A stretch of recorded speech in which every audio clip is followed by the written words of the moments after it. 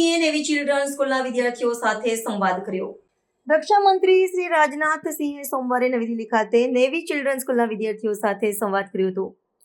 શાળાની હીરક જયંતિ સમારોહના ભાગરૂપે સાઉથ બ્લોકમાં આયોજિત આ કાર્યક્રમમાં રક્ષામંત્રીએ વિદ્યાર્થીઓને રાષ્ટ્ર નિર્માણમાં યોગદાન આપવા માટે પ્રેરણા આપી હતી। આ વાર્તાલાપ દરમિયાન શ્રી રાજનાથ સિંહે વિદ્યાર્થીઓને હેતુ સાથે મોટા સ્વપ્નો જોવા અને નિષ્ઠાપૂર્વક પોતાના લક્ષ્યોને પ્રાપ્ત કરવા માટે પ્રોત્સાહિત કર્યા હતા।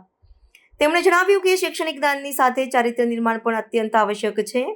મંત્રીશ્રીએ શિસ્ત, દ્રઢતા અને દેશભક્તિ જેવા મૂલ્યોને આત્મસાત કરીને દેશની પ્રગતિ અને સુરક્ષામાં યોગદાન આપવા માટે યુવાનોને આહ્વાન કર્યું હતું।